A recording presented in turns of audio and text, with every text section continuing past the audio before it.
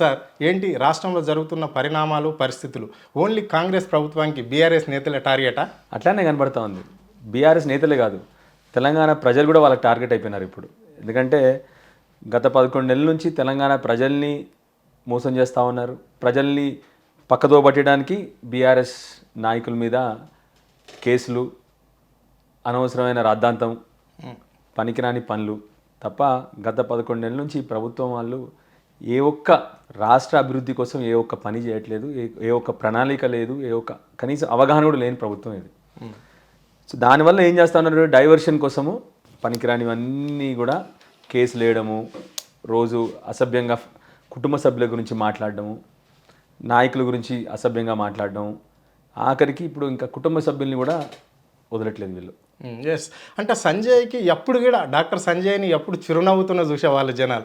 కానీ మొన్న 2 రోజుల క్రితం ఒక డ్రగ్స్ కేసు బీఆర్ఎస్ నేతకు సంబంధించిన బామ్మరిదైన రాజు పాకాల ఆయన ఫామ్ హౌస్ను ఇట్లా వీళ్ళు అందులో ఫామ్ హౌస్లోకి పోయి డ్రగ్స్ ఉంది, అది ఉంది, ఇది ఉంది అని చెప్పేసి ఆయన సోదాలు చేయడంతో విపరీతమైన సీరియస్నెస్గా అనిపించింది. ఎందుకు అదంతా కారణం ఏంటి? అంటే అట్లా చేసే అధికారం ప్రభుత్వానికి లేదా?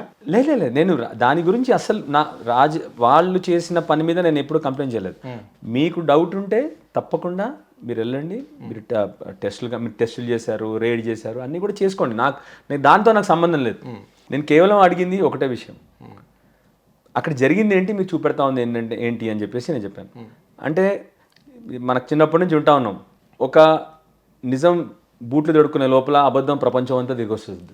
ఏం చేశారు అక్కడ, మహిళల ఫోటోలు పెట్టుకుంటూ రేవ్ పార్టీలో వాళ్ళ కుటుంబ సభ్యులు ఉన్న దాన్ని పట్టుకొని రేవ్ పార్టీలు అని చెప్పేసి టీవీల్లో వేయడం కానీ, ఇష్టం వచ్చినట్టు మహిళల గురించి అసభ్యంగా మాట్లాడటం కానీ, అక్కడ మందు బాటిల్లు ఉన్నాయి, ఇది ఉన్నాయి, అక్కడ రేవ్ పార్టీ.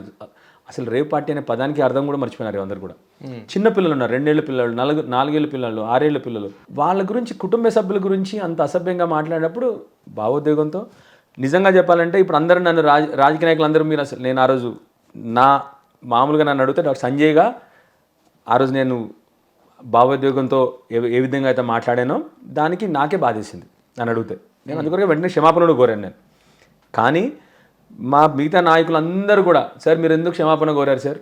వాళ్ళు మాత్రం ఒక మహిళ ఉండి వేరే మహిళల గురించి అంత అసభ్యంగా టీవీ ఛానల్ ఇష్టం ఉన్నట్టు మహిళల గురించి, కుటుంబ సభ్యుల గురించి, రాజకీయంతో సంబంధం లేని వాళ్ళ గురించి ఇష్టం వచ్చినట్టు రాయొచ్చా? అది ప్రశ్న యాక్చువల్లీ. నిజంగా అది బాధాకరం కాబట్టి భావోద్వేగంతో చేశాను. అది నిజంగా నా పర్సనాలిటీ కాదు యాక్చువల్లీ. కానీ ఎవరన్నా, నేను ఎప్పుడూ చెప్పేది ఒకటి, రాజకీయాల్లో మనందరం కూడా ప్రత్యర్థులం, ఎవరు శత్రువులం కాదు ఒకటి. రెండోది, రాజకీయాల్లో మీరున్నారు, నేనున్నాను. మన కుటుంబ సభ్యులను తీసుకొచ్చి, పిల్లల్ని తీసుకొచ్చి, మహిళల్ని తీసుకొచ్చి వాళ్ళ గురించి అసభ్యంగా మాట్లాడడం పద్ధతి అన్నది ఒక్కసారి ఆలోచన చేయాలి ఎవరైనా కూడా. రేపొద్దున ఈ సుడిగుండంలో నువ్వు కూడా ఇరుక్కుపోతావు 100%. నువ్వు చేసే ఇలాంటి పాపాలకి నీ కూడా తగులుతుంది ఎప్పుడోసారి.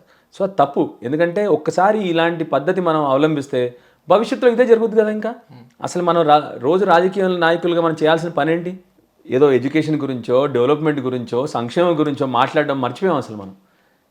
ఈ గత 11 నెలల నుంచి వీళ్ళు ఏం చేస్తూ ఉన్నారంటే కేవలం ఇదే డైవర్షన్ రాజకీయాలు జరుగుతూ ఉన్నాయి. ఓకే, ఓ పనికిరాని అని చూపెట్టుకుంటూ ఒక రోజంతా ఇదే చూపెట్టారు. అదే రోజు పోలీసు వాళ్ళతో కొట్లాడుతూ రోడ్ల మీద నిల్చుని ఉన్నారు.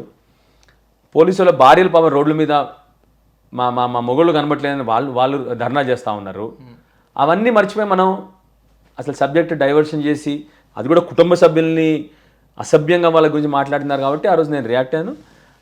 సరే, నిజంగా చెప్పాలంటే అది నేను వెంటనే అక్కడున్న జర్నలిస్ట్ గారికి కూడా నేను క్షమాపణలు కోరాను. నేను నిజంగా కానీ ఇవాళ కూడా చెప్తాను, సరే నేను ఆవేశంగా మాట్లాడుంటాను, అది తప్పై ఉండొచ్చు, కానీ మీరు చేసిన పని తప్పదు, మీరు చేసిన పద్ధతి తప్పు. మహిళల్ని, కుటుంబ సభ్యుల్ని దీన్ని లాక్కొని ఆ అమ్మాయికి కనీసం రాజకీయం ఎవరి గురించి అయితే వీళ్ళు ఇష్టం వచ్చినట్టు రాస్తున్నారో, కేటీఆర్ గారి వైఫ్ గురించి కానీ వాళ్ళ కుటుంబ సభ్యుల గురించి, వాళ్ళు అసలు రాజకీయ ఒకరోజు కనీసం బయట కనబడలేదు కదా ఇప్పుడు పాపం. అలాంటి వాళ్ళని రాజకీయాలకు లాక్కొచ్చి ఇష్టం వచ్చినట్టు వాళ్ళ మీద మాట్లాడడం సబ్బేనా అని వాళ్ళు గ్రహించాలి యాక్చువల్లీ. అందుకొరకే అంత ఆవేశంగా మాట్లాడాను. ఓకే, నేను ఇంతమంది ఎప్పుడు అందరికి అసెంబ్లీలో కూడా చెప్తాను, మహిళల గురించి, కుటుంబ సభ్యుల గురించి మాట్లాడే సంస్కృతి రావద్దు తెలంగాణలో అని చెప్తూ ఉంటాను. మీరు గత 25 ఏళ్లలో కేసీఆర్ గారు 25 ఏళ్ళు 14 సంవత్సరాలు తెలంగాణ ఉద్యమం చేశారు, 10 ఏళ్ళు ప్రభుత్వాన్ని పరిపాలించారు. ఏ ఒక్క రోజన్నా వ్యక్తిగత విమర్శలు చేయడం కేసీఆర్ గారిని చూసారా? కుటుంబ సభ్యులను తీసుకొచ్చి చూసారా? అసలు కేసీఆర్ గారు అభివృద్ధి తప్ప ఇంకేమైనా మాట్లాడేవారు అసలు? ఇంకా అప్పుడప్పుడు ఈ రేవంత్ రెడ్డి మనుషులు, నేను మొన్న మాట్లాడుతూ ఇంత ఇంత చండాలంగా ఇట్లా కుటుంబ సభ్యుల్ని పెట్టి ఇలా చేస్తూ ఉన్నారు, ఇలా ఇలా అనవసరంగా అంటే ఎవరో పెడతా ఉన్నారు, మీరు కూడా అప్పుడు చేశారు కదా అంట. అప్పుడు రేవంత్ రెడ్డి గారు ఎందుకు అరెస్ట్ అయ్యారండి?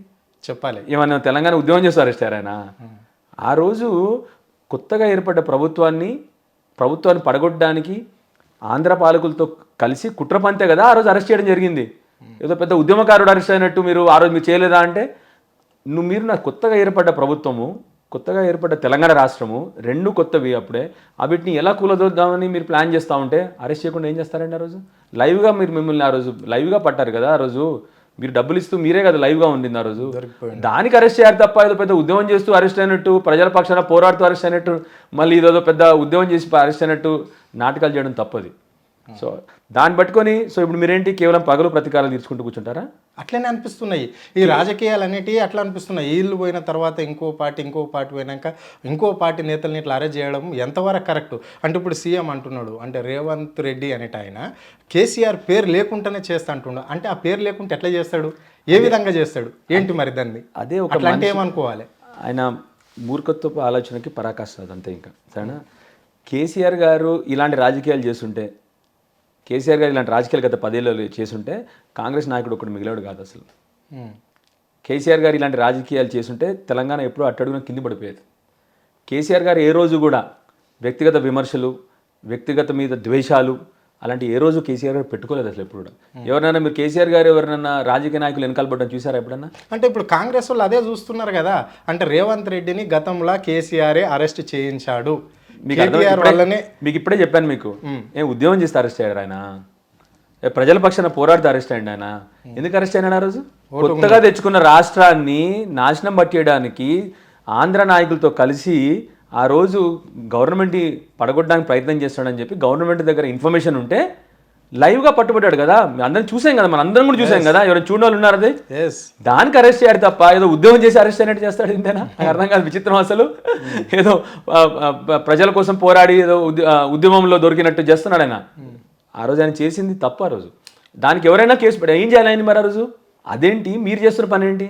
మీరేమన్నా రాజకీయంగా కానీ ప్రభుత్వంలో ఏమైనా ప్రాబ్లమ్స్ ఉంటే తప్పకుండా కేసీఆర్ గారి మీద కేసు పెడతారా? పెట్టుకోండి, మీరు తప్పలేదు, మేమేం ఆపట్లేదు. మీరు ఎన్నో కమిటీలు వేశారు, ఇవాళ ఏదో అనవసరమైన కమిటీలు వేశారు, చేసుకోండి కమిటీలు, మేమేం ఆపట్లేదు కదా. కుటుంబ సభ్యుల మీద విమర్శలు, కుటుంబ సభ్యుల మీద అసభ్యంగా మాట్లాడడం, ఏమి పని వ్యక్తిగత విమర్శలు చేయడం తప్ప ఏమైనా చేస్తున్నారు మీరు 11 ఏళ్ళ నుంచి? ఏ ఒక్క మార్పుని తీసుకొచ్చారా మీరు? చేసుకొచ్చారు కదా, మార్పు ఎందుకు రాలేదు? అవును, వ్యక్తిగత విమర్శలు, కుటుంబ సభ్యుల మీద ఆరోపణలు మార్పే వచ్చింది ఒకటి ఈ గవర్నమెంట్లో. అంటే అలాని కాదు. అంటే సో ఇప్పుడు ఈ రాష్ట్రంలో పార్టీలు కానీ దావతులు చేసుకునే హక్కు ఉండదా ప్రజలకు? ఇట్లా ఉంటే ఎక్కడ పార్టీలు చేసినా ఏది చేసినా ఇదే విధంగా జరుగుతుందా ఎవరికైనా, ఏ పార్టీ వాళ్ళకైనా? నన్ను మొన్న నేను అంటే అది ఆవేశంగా మీ ఇంట్లో తాగరా వాళ్ళ ఇంట్లో తాగరా అని అడిగినప్పుడు చాలామంది నా మీద విమర్శలు చేస్తారు, డాక్టర్ గారు ఎంకరేజ్ చేస్తున్నారా అని చెప్పేసి. అందరికీ నా గురించి నేను ఏం డాక్టర్ కూడా అందరికీ తెలుసు నా గురించి. కానీ హిపోక్రసీ, ఏదో కపటత్వం, ఏదో మాట్లాడాలని చెప్పి మాట్లాడటం కాదు. ఇలా నిన్న ఒక ఉత్తరం చూశాను. మా మంచి సీనియర్ మా జిల్లా మంత్రివర్యులు పొన్నం ప్రభాకర్ గారికి ఒక అతను లెటర్ రాశాడు. అన్న మరి పర్మిషన్ ఇవ్వాలి మాకు, మా ఇంట్లో ఒక 15 మంది కలిసి తాగుతా ఉన్నామని చెప్పేసి. ఆ పరిస్థితికి వచ్చింది ఇవాళ. ఉత్తరం రాశాడు ఒక అతను, పొన్నం ప్రభాకర్ గారికి ఉత్తరం రాశాడు. అన్న మరి పర్మిషన్ ఎవరు ఇస్తారు? మీరు ఇస్తారా? సీఎం ఆఫీస్ నుంచి వస్తుంది పర్మిషన్, ఎక్కడి నుంచి వస్తుంది అని చెప్పేసి పరిస్థితి. మీకు ఎట్లా తెలిసింది సార్ అది? లెటర్ అందరి బయట సోషల్ మీడియాలోకి వచ్చింది, లెటర్ వచ్చింది. లెటర్ చూసే నేను ఆశ్చర్యపోయాను యాక్చువల్లీ. సో ఆ పరిస్థితి వచ్చింది ఇవాళ. మరి నిన్నటి దాకా ఈ రోజు దగ్గర ఇదే కేసు నడుస్తుంది. అంటే మళ్ళీ ఇప్పుడు దీపావళి సందర్భంగా బాంబు పేలుతుంది అంటున్నారు కాంగ్రెస్ వాళ్ళు. సోషల్ మీడియాలో అది వాల్చల్ అవుతుంది. అది అంటే బాంబు అంటే ఏంది? ఎక్కడ పేలబోతుంది? ఎవరి మీద పేలుతుంది? నాకు ఒక డౌట్ ఏంటంటే అప్పుడు అనిపిస్తుంది వీళ్ళ మీద వీళ్ళు బాంబులు వేసుకుంటారు. ఎందుకంటే కాంగ్రెస్ కల్చర్ ఏంటో మీ అందరికి తెలిసింది. ఎవరి మీద ఎవరు బాంబు వేస్తారో ఎవరికి తెలియదు. అది తప్ప ప్రజల మీద బాంబులే తెస్తూ ఉన్నారు రెగ్యులర్గా. వీళ్ళు ఏ ఒక్క అభివృద్ధి చేయట్లేదు, ఉన్నాయి లాగేస్తూ ఉన్నారు. రుణమాఫీ అన్నారు, రుణమాఫీ బాంబు పేలిపోయింది. రైతు బంధు బాంబు పేలింది ఆల్రెడీ. పెన్షన్ల బాంబు ఆల్రెడీ పేలింది. ఉద్యోగస్తుల మీద ఒక బాంబు పేలింది. సో పోలీసు వాళ్ళ మీద ఒక బాంబు పేలింది. వాళ్ళ మీద కూడా బాంబు వేశారు వీళ్ళు, పోలీసు వాళ్ళ మీద కూడా. ఉద్యోగస్తుల మీద కూడా టీఏలు డిఏ లేకుండా వాళ్ళ మీద బాంబులు వేశారు వీళ్ళు.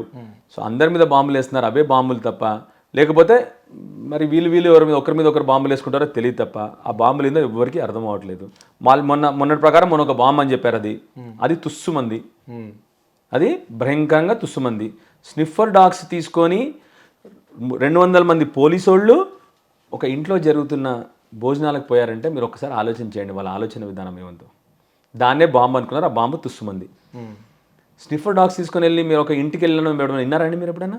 వినలేదు, ఏ ప్రభుత్వంలో కూడా చూడలేదు. ఇక్కడ అది పని చేతగానాలు చేసే పనులు ఇవి ఒకటే, ఒక నియంత పాలన అర్థం కనబడతా ఉంది ఇది, అంతే. ఎస్, ఇప్పుడు రాష్ట్రంలో 6 గ్యారంటీలు ఇంప్లిమెంట్ చేస్తాము అని చెప్పారు. 100 రోజులలో కాంగ్రెస్ పార్టీ అధికారంలోకి వస్తే వాళ్ళు చెప్పిన మాటని మనం చెప్పేది కాదు, ప్రజలందరికీ తెలిసింది. మరి 6 గ్యారంటీలు ఇంప్లిమెంట్ అయినట్లున్నాయి ఈ రాష్ట్రంలో. ఇప్పుడు మీ నియోజకవర్గంలో మీరు ఇప్పుడు ప్రజెంట్ అక్కడ ప్రజాప్రతినిధులు మీరు ఉన్నారు. మీ నియోజకవర్గంలో మీ దగ్గరికి ప్రజలు వచ్చి ఏ విధంగా కాంప్లైంట్లు చేస్తున్నారు ఈ 6 గ్యారంటీల మీద? ఈ 6 గ్యారంటీలు అమలైనట్లన్నా? సో ఇప్పుడు వీళ్ళని నిజంగా చెప్పాలంటే 6 గ్యారంటీలు అమలైనాయి అని చెప్పి ఎవరైనా చెప్తే వాళ్ళని తీసుకొచ్చి ప్రజల ముందర మాట చెప్పించాలి.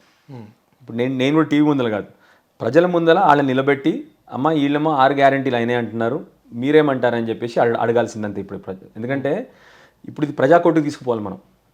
ఏ ఒక్క పని జరగలేక వీళ్ళకి అసమర్థతతోని ఏ ఒక్క పని, కనీసం కేసీఆర్ గారు రెడీగా చేసిన పని, అంటే ఉదాహరణకి కరెంట్ అండి. కేసీఆర్ గారు ఉన్నప్పుడు కరెంటు పోతే వార్త, ఇవాళ ఏంటి మళ్ళీ పరిస్థితి? ఎక్కడ పడితే అక్కడ కరెంటు పోతూ ఉంది, ట్రాన్స్ఫార్మర్లు మళ్ళీ పేలుతూ ఉన్నాయి, పెన్షన్లు సరైన టైంకి రావు. రైతు బంధు కేసీఆర్ గారు 2 ఏళ్ళు కరోనా ఉన్నా కూడా, 2 సంవత్సరాలు కరోనా ఉన్న కష్టకాలంలో కూడా అవసరమైతే ఎమ్మెల్యేల జీతాలు ఆపారు, మంత్రుల జీతాలు ఆపారు, కానీ రైతు బంధు మాత్రం ఆ రోజు కేసీఆర్ గారు ఆపలేదు. ఒక్క పర్యాయం కూడా ఆపలేదు కేసీఆర్. 11 పర్యాయాలు కంటిన్యూస్గా ఇచ్చారు కేసీఆర్. వీళ్ళని రాగానే రైతు బంధుకి 2 లక్షల రుణమాఫీ చేశారు కదా రాష్ట్ర వ్యాప్తంగా, రాష్ట్రం అందరికీ. అది చెప్పాలి వచ్చి రైతులందరూ సుఖంతోటి సంతోషాలతోటి అసలు పండుగ చేసుకోవాలి అని చెప్పేసి సీఎంఏ ఘనంగా చెప్తున్నాడు, గంట పదంగా చెప్పిండు. అదేదో ఇప్పుడు పండుగ చేసుకుంటారు రైతులు ఏమన్నారంటే, సీఎం గారు వస్తే కలిసి పండుగ చేసుకుంటాం సార్ అంటున్నారు రైతులు. సీఎం గారిని మమ్మల్ని దగ్గర తీసుకురండి సార్, ఆయన కూడా పండుగలో పాటుగా ఆయనతోనే మేము పండుగ చేసుకుంటామని అడుగుతున్నారు. కాబట్టి సీఎం గారు రైతుల మధ్యకి వెళ్ళి ఆ పండుగ చేసుకోవాలని రిక్వెస్ట్. అంతేనా? సీఎం గారు రైతులతో పండుగ చేసుకోవాలి. సీఎం గారు కూడా పోవాలి కదా మరి, పాపం ఆయన ఇచ్చిన గొప్పతనమే కదా ఇప్పుడు రుణమాఫీ చేసింది. ఆయన కూడా వాళ్ళతో పండుగలో పాల్గొనాలని చెప్పేసి రైతులే అడుగుతా ఉన్నారు ఇప్పుడు ఆయన. ఆ తర్వాతే చెప్తారు ఆయనకి. అంటే ఇప్పుడు వాళ్ళు గ్యారంటీలు అమలు చేసింది అంటే, ఇప్పుడు మేము బస్సు మహాలక్ష్మి పథకం అమలు చేస్తున్నాము, బ్రహ్మాండంగా నడుస్తుంది అంటున్నారు. మళ్ళీ ఇది విద్యుత్ కూడా ఛార్జీలు కూడా తగ్గించాము, మాపి కూడా చేశాము.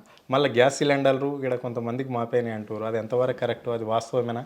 రైతులందరూ అంటే ఇప్పుడు 200 యూనిట్ కరెంట్ కాల్చే వాళ్ళందరూ కూడా సంతోషంగా ఉన్నట్లన్నా ఈ రాష్ట్రంలో? ఇప్పుడు మన తెలంగాణలో దావత్కు పోతే మంచి అన్నం పెడతారు, పప్పు పెడతారు, మటన్ పెడతారు, చికెన్ పెడతారు, పెరుగు పెడతారు, పాపడాలు పెడతారు, మనకి ఇవన్నీ పెట్టి భోజనాలు పెడతారు మనకి. వీళ్ళు ఎట్లుందంటే, వీళ్ళు కాంగ్రెస్ వాళ్ళ పని ఇంటికి పోయినోడికి మంచినీళ్ళు ఇచ్చి అరే వీనికి పెద్ద దావత్ పెట్టినరా అన్నట్టు ఉంది ఇప్పుడు పరిస్థితి. అంతే, అర్థమే కదా. ఓ 4 చేస్తారు వీళ్ళు, 90 మందికి చేయకుండా నేను రుణమాఫీ చేసిన. మరి చెప్పాను కదా, ఇప్పుడు రైతులందరూ పండగ చేసుకోవాలన్నాడు కాబట్టి ముఖ్యమంత్రి గారు ఇవన్నీ చెప్పి ఒకసారి అందరితోని ఒకసారి పండగ చేసుకోవాలి ముఖ్యమంత్రి గారు. అప్పుడు ముఖ్యమంత్రి గారికి ఏమేం చేశారో అర్థమవుద్ది. ఏ ఒక్క పథకం అండి నేను చెప్పేది, కొత్త పథకాలు పక్కన పెడదాం మనం. నేనేం చెప్తా ఉన్నాను, కేసీఆర్ గారు ఇచ్చిన పథకాలు మంచిగా చాలంటున్నాను నేను, ఇంకేం వద్దని చెప్తున్నాను కదా. అంటే ఆయన కంటే ఎక్కువ ఇస్తున్నాడు కదా. ఇప్పుడు కేసీఆర్ 10,000 ఇస్తే సంవత్సరానికి రైతు బంధు కింద, రైతు భరోసా కింద 15,000 ఇస్తున్నాడు, కౌలు రైతులకు ఇస్తున్నాడు. మళ్ళీ కళ్యాణ లక్ష్మి అయితే తులం బంగారం ఇస్తున్నాడు. ఇది వృద్ధాప్తి పెన్షన్ అయితే 4,000 చేస్తున్నాడు, వికలాంగుల పెన్షన్ 6,000 చేస్తున్నాడు. అంటే ఏ ఒక్కటి కూడా అమలు కాదని చెప్తున్నారు. అంటే ప్రజలు మాత్రము అంత సవ్యంగానే ఉంది రాష్ట్రంలో అని అనుకునే విధంగా ఉంది అని చెప్పేసి మేము అనుకుంటున్నాం. అది ఎంతవరకు? అందుకే ఇప్పుడు మీరు ఫస్ట్ నేను అడిగిన ప్రశ్నలు అన్నిటి కూడా ఇది మన మొన్న జరిగిన ఘటన గురించి ఇవన్నీ ముఖ్యమంత్రి గారు ఎందుకు చేస్తున్నారు అనుకున్నారు? ఇప్పుడు మీరు అడిగిన దాంట్లో ఏ ఒక్కటి కూడా తను వాగ్దానం చేసిందా ఒక్కటి కూడా నిలబెట్టుకోలేకపోయాడు. కనీసం రుణమాఫీ ఓ 30% మంది చేశాడు అంతే, మిగతా 70% మందికి రుణమాఫీ జరగలేదు. రైతు బంధు 15,000 అన్నాడు, రైతు భరోసా మొత్తానికి గోవిందా అయిపోయింది. సీజన్లో ₹1 కూడా రాలేదు రైతులకి. కనీసం వాళ్ళు పండించిన పత్తి సరిగ్గా కొనుక్కోలేకపోతున్నారు వాళ్ళు. ఇప్పుడు మార్కెట్ సరిగ్గా లేదు ఇప్పుడు కొనడానికి వీళ్ళు. కనీసం అదే అందుకో చెప్పింది నేను, కేసీఆర్ గారు ఉన్నప్పుడు 6 నెలల ముందే అన్నీ రెడీ అయిపోయి ఈ టైంలో పంట వస్తుంది, ఈ టైంలో మీరు కొనుక్కెళ్ళాలి, ఈ టైంలో రైస్ మిల్లులో లోడ్ చేయాలి, అన్నీ ఒక పద్ధతి జరిగేవి. ఇప్పుడు కోతలు అయినాయి, రెడీ ఉన్నది వడ్లు, అసలు ఏం జరుగుతూ ఉందంటే ఎవరికి తెలియదు. ఇప్పుడు వడ్లు అని చెప్తున్నారు, వడ్ల మీద కూడా కాంగ్రెస్ పార్టీ 500 బోనస్ ఇస్తున్నది. అంటే ఇప్పుడు దొడ్డు వడ్లకి ఇస్తుందా, సన్న వడ్లకి ఇస్తుందా, లేకుంటే అన్నిటికి కూడా రైతుకు అన్ని క్వింటల్కు బోనస్ ఇస్తుందా 500? ఎన్ని వడ్లన్నా పండియండి, అందరికీ 500 బోనస్ నేను ఇస్తా ఉన్నాను ఆయన చేసిన వాగ్దానంలో అదొకటి. గోవింద నిజంగా చెప్పాలంటే సన్నవడ్లు పండించేది మా దగ్గర చాలా తక్కువ మంది ఉంటారు. మన దగ్గర తెలంగాణలో సన్నవడ్లు పండించేది చాలా తక్కువ మంది ఉంటారు. అది కూడా నిజంగా చెప్పాలంటే సన్నవడ్లకు ఆల్రెడీ మార్కెట్లో డిమాండ్ ఉంది, ఈయన కొనాల్సిన అవసరం కూడా లేదు. దీనికి ఆల్రెడీ దానికే మార్కెట్లో ఈయన బోనస్ ఇచ్చే దానికంటే ఎక్కువ ఇస్తారు మార్కెట్లో, బయట మార్కెట్లో, ఓపెన్ మార్కెట్లో ఈయన బోనస్ ఇచ్చే దానికంటే ఎక్కువ ఇస్తారు ఆయనకి. అంటే జనాల్ని ఎలా పిచ్చోడు చేస్తూ ఉన్నాడంటే ఆయనకు అర్థమవుతుందో లేదో, జనాలు ఒక్కసారి పిచ్చోళ్ళు చేయొచ్చు కానీ మళ్ళీ పిచ్చోళ్ళు చేయలేము మనం. ఓకే,